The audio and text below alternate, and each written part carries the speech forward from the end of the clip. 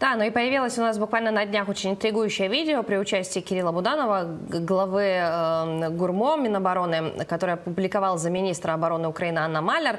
Оно звучит следующим образом. «Продолжение следует, планы любят тишину», написала она. Давайте увидим небольшой фрагмент.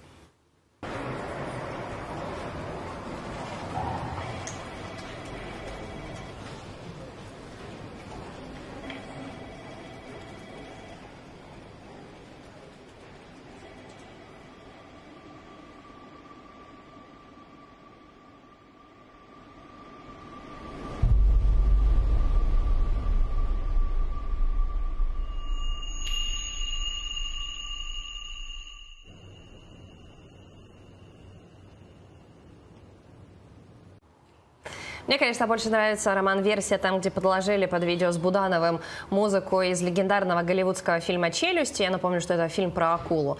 Это выглядело, конечно, намного ярче. Но, тем не менее, как вы считаете, интрига – это только продолжение продавливания информационного пространства? Потому что мы же работаем туда, за поребрик, ну и разведчики в том числе.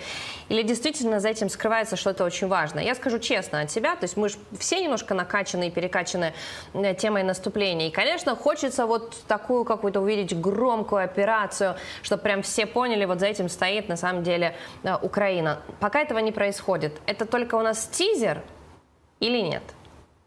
Да нет, скорее всего, режиссеры телетекст ему не включили, потому пришлось снять вот в таком виде, не более того. Ну, это для разрядки, конечно, такой любящий посыл, так сказать, в сторону Главного управления разведки. Они, в конце концов, молодцы. Хлопцы работают, ну, умницы. Все 10 лет, кстати, работают. Они не выключались. Пытались политики их выключить, включить, а ГУР не выключался и прекрасно понимал, что все равно придется работу делать. Главное управление разведки, силы спецопераций, контрразведка, СБУ, контрики. Вот, что можно в СБУ похвалить, это только контрразведку. То есть эти три структуры выполняли свои задачи в любом состоянии политикума. Ну а сейчас, тем более, видите, даже без телетекста и то ухмылка о чем-то говорит. Потому, я думаю, будут положительные.